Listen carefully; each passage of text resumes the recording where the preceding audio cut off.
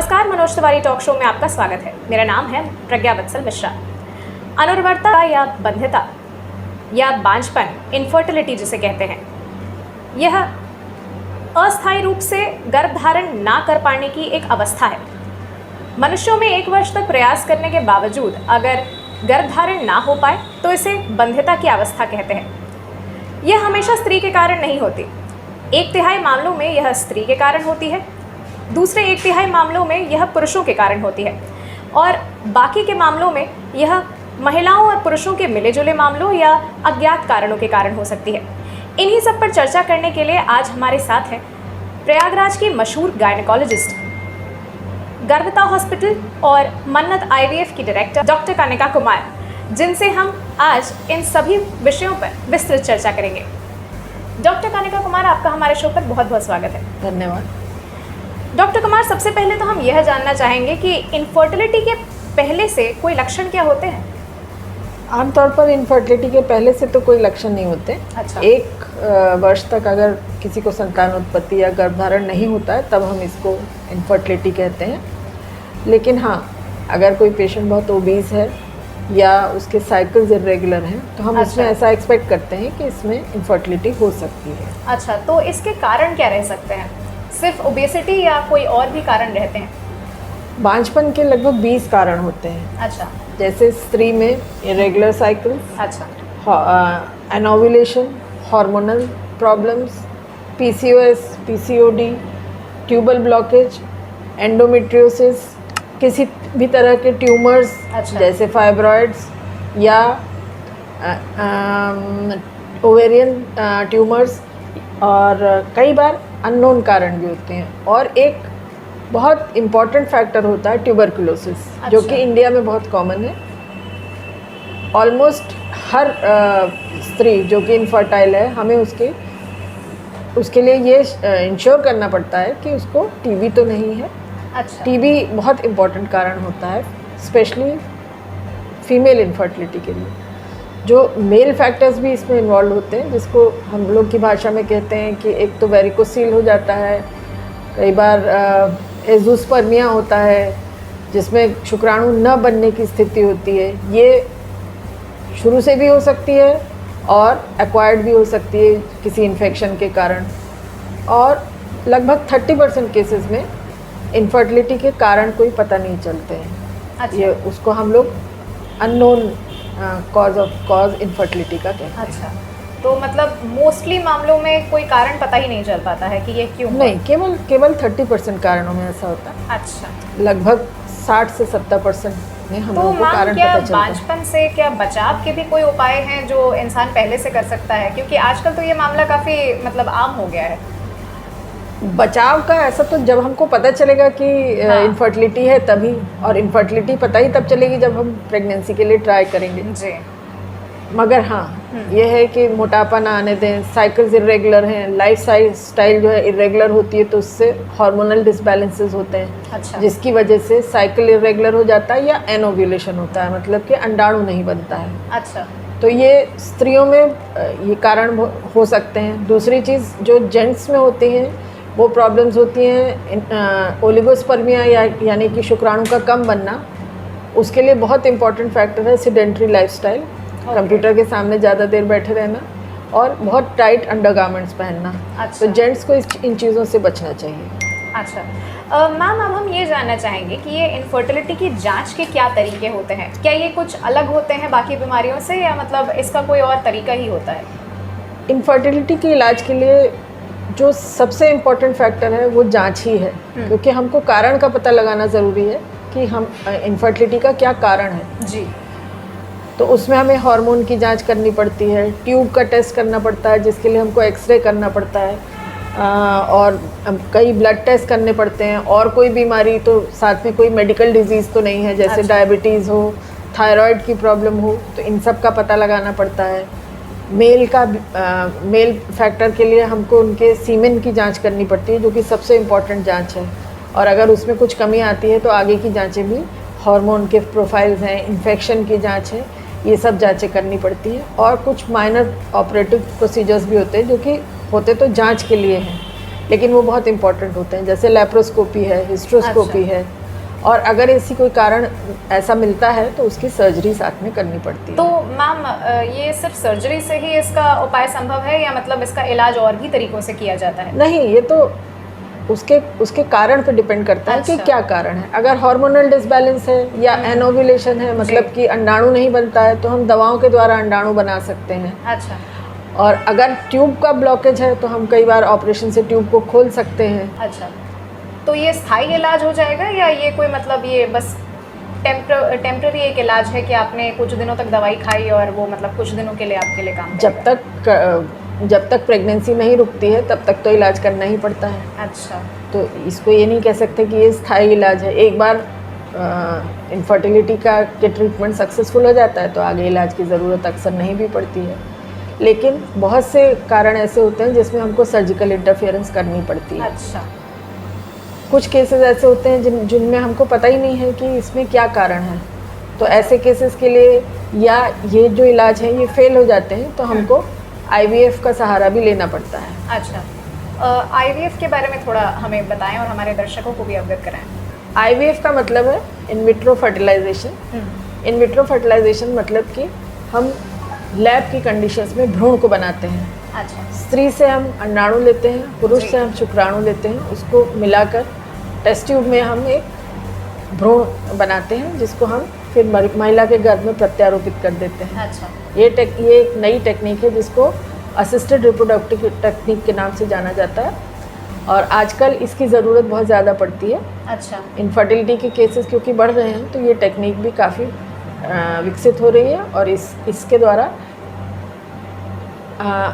कई ऐसी प्रॉब्लम्स जिनकी वजह से इनफर्टिलिटी हो रही है उसका इलाज संभव है। जैसे अगर ट्यूब ब्लॉक है तो और ऑपरेशन के द्वारा नहीं खुल पा रही है तो ये सबसे इम्पॉर्टेंट इलाज होता है। या किसी की एज ज़्यादा हो गई है और उसका अंडाणु ठीक से नहीं बन रहा है तो हम अंडाणु बनाकर IVF करते हैं। और कभी कभी ऐसा भी होता है कि अंडाणु बन ही नहीं रहे हैं या किसी का एज़ूस्पर्मिया है, तो ऐसे में हम डोनर अंडाणु या डोनर शुक्राणु भी लेकर ये काम कर सकते हैं। अच्छा, तो इसमें मतलब किसी प्रकार का कोई और बाहरी हस्तक्षेप नहीं है, इसे लैब की कंडीशंस में किया जाता है और ये पूरी तरह से सेफ है? हाँ, ये पूरी तरह से सेफ है। अच्छा। पर ये थोड़ा टाइम टेकिंग प्रोसेस होता है और थोड़ा महंगा भी होता है, कॉस्टली भी। अच्छा मैम, अब हम इसी से जुड़े एक और टॉपिक पे बात करना चाहेंगे। महिलाओं में इनफर्टिलिटी के कारणों में PCOS और PCOD भी होता है, और आजकल के दिनों में देखा जा रहा है कि कई सारी महिलाएं PCOS या PCOD से ग्रस्त हैं। ऐसा क्यों है, और हमें PCOS और PCOD के इलाज के बारे में भी थोड़ा बताएं।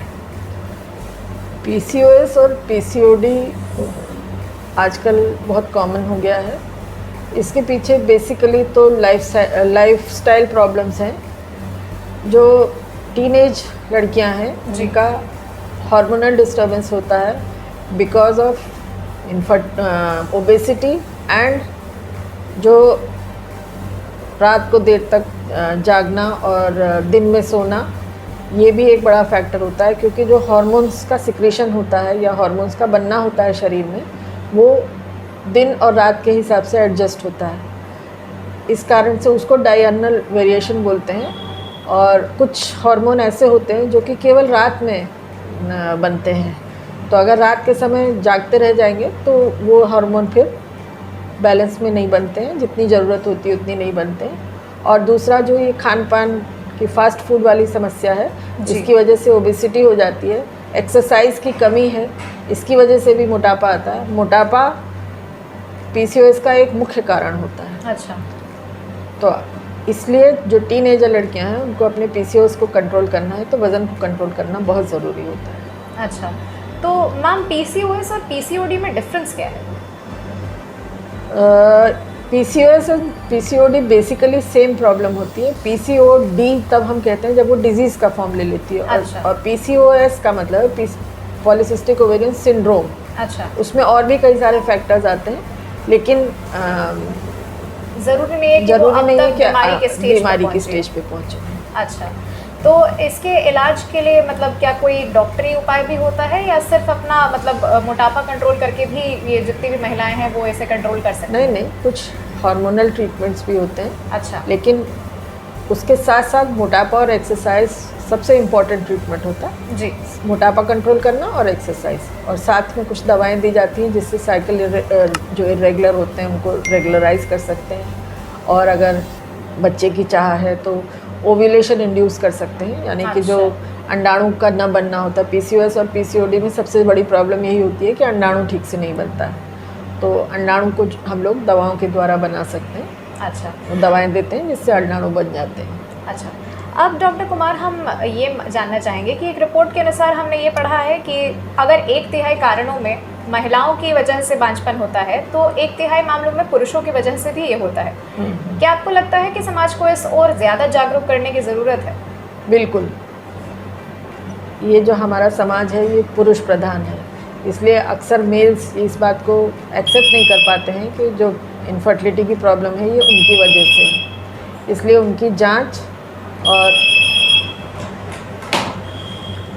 उनकी जांच और समय से इलाज ये बहुत ज़रूरी होता है। पुरुषों को इस बात को समझना होगा। पुरुषों में कुछ प्रॉब्लम्स जो इरेक्टाइल डिस्फंक्शन या सेक्सुअल डिस्फंक्शन होता है वो भी होता है, जिसके कारण बांझपन होता है, तो उसके लिए उनको साइकोलॉजिकल ट्रीटमेंट की भी ज़रूरत पड़ती है, जिसको कि वो लोग एक्सेप्ट नहीं करते हैं जल्दी।